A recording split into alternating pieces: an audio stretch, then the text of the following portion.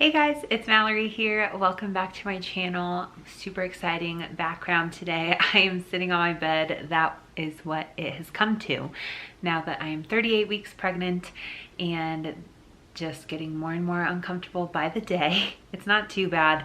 I definitely have pretty smooth pregnancies, so I'm very grateful for that. But all that to say, today I am very excited to share with you my birth plan. So I just decided to type this up on a Word document, kind of create my own from different pieces I found online.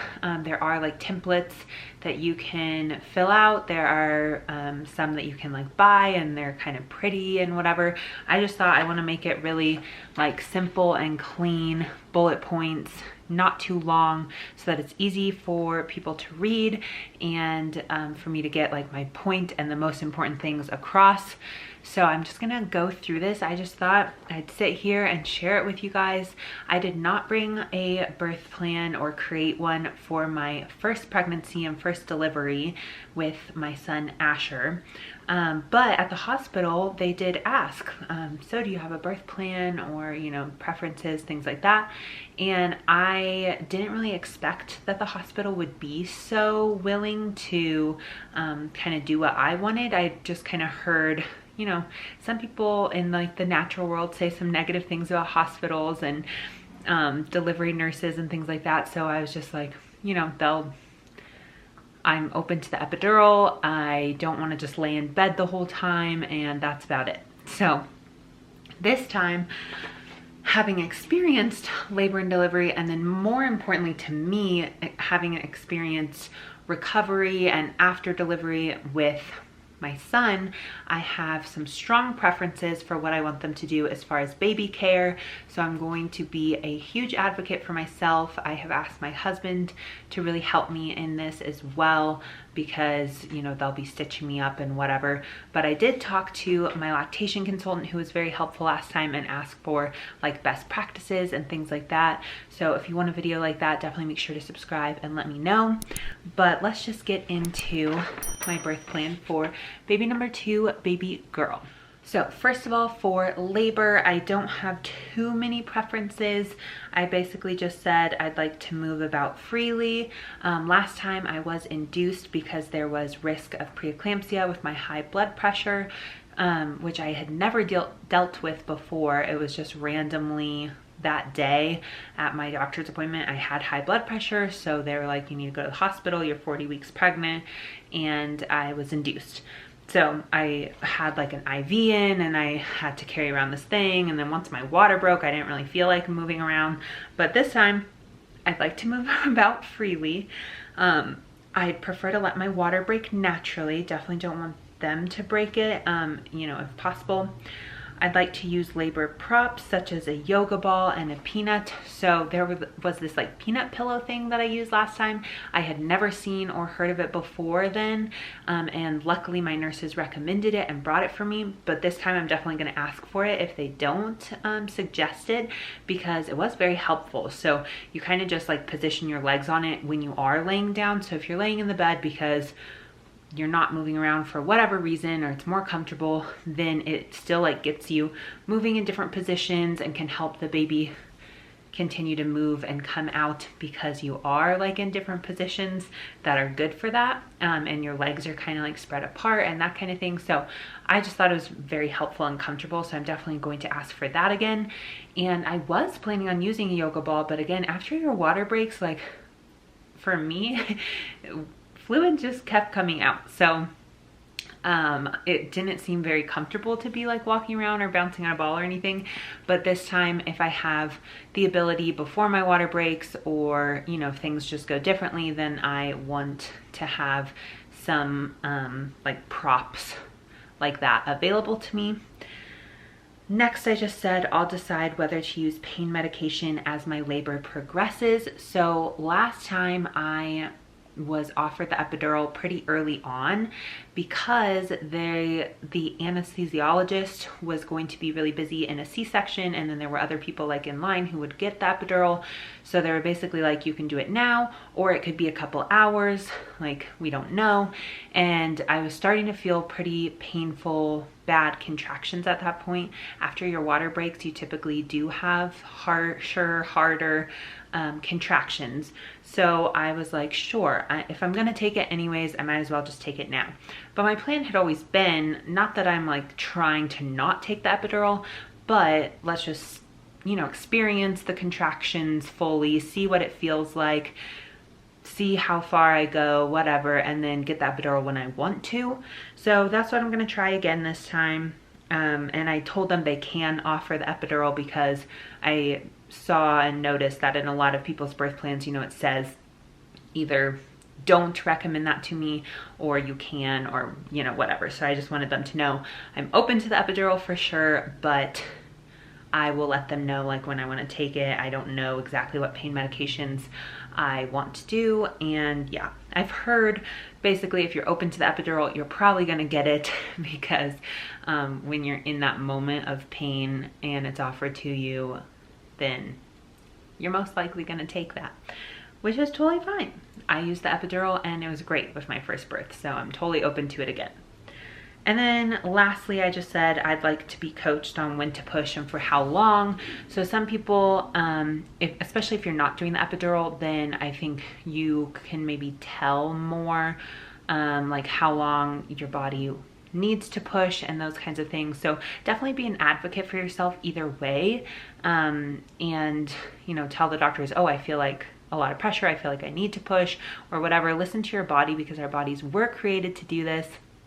And that's what I kept reminding myself, like if you're nervous about labor and delivery at all, then something that really helped me is just thinking about how so many women have done this before you. And at this point in time, in this modern age, you have every medical advancement available to you right now. So, you know, we're at the peak of medical advanced options at this point, and obviously things will continue to progress, but you know, there's lots of medications available, there's lots of help. Like I tore during my first, and it's still like I didn't feel when they were putting in the stitches, it was not very painful for me. And afterwards I just took a combination of like ibuprofen and Tylenol based on the doctor's instruction, and my recovery went very smoothly. So yes, it's good to prepare and mentally prepare that this is a very challenging situation, obviously, but at the same time, your body was made to do this. You were created to be able to have kids. And obviously, like if you're at this point in your pregnancy and everything, your body is ready to go and the baby's ready. So yeah, hopefully that helps. But that's all I said for labor. Again, I don't have super strong preferences there. I just want to fully experience everything because this is baby number 2, and if this is my last pregnancy, I don't know if we're having more kids or not. We're kind of taking that one kid at a time. Then I just want to like fully be involved and fully experience and I don't know, enjoy the moment, take advantage of it. So more importantly for me is after delivery. So these are the things that I want for my son, or for my daughter, that I did not get with my son necessarily because they did have to take him away from me basically right away. So they put him on my chest for a second after he was born, but they cut the umbilical cord and then took him away to the little heater table because he was not crying and he had swallowed a lot of fluid on the way out. So hopefully nothing like that happens again and there isn't even any question, but this time I just want to advocate for myself that I want my baby to be given to me and skin to skin time, and I want that right away, and I want an hour of time where I'm not being poked and prodded, my baby is not being taken away from me to be weighed or anything like that, because that does not need to happen within the first and maybe even second hour of the baby's life. So these are the bullet points that I put. And I'll like copy and paste and put this all in the description for if you want to copy and paste some of these bullet points. So after delivery, I'd like to hold my baby skin to skin immediately after delivery. I'd like to delay clamping and cutting the umbilical cord. Then I said I'd like my husband to cut the umbilical cord. I just saw other people put that. My husband did cut Asher's umbilical cord, and there's no reason why the hospital's not gonna let your partner do that if they want to. I'd like to delay newborn procedures such as bathing and measuring for the first hour to give me a chance to feed and bond with my baby. So first hour, I do not want them to take the baby from my arms at all. Obviously, if there's an emergency, all of these things are preferences. It's not necessarily going to go the way that you plan and the way that you prefer, but this is just like best case scenario. This is what I want. This is what I'm advocating for. And the next one really goes along with that too, which is I'd like all procedures done and all medications given to my baby to be explained to me beforehand. So that is kind of hard when you just gave birth, you're kind of out of it. They're stitching you up if you tore, they're getting the placenta out first and all of that. So there's kind of a lot going on. There's a lot of people in the room and all of that, but you also probably have like a support person, your husband, whomever with you, and they can help advocate as well, which is, okay, explain to me why you're taking the baby, what's going on, what you need to do to him or her, and that kind of thing. So again, I'm just really trying to push for, I want to hold my baby. I want nursing to go as great as it can, because that really put a tamper on, tamper, is that the right word?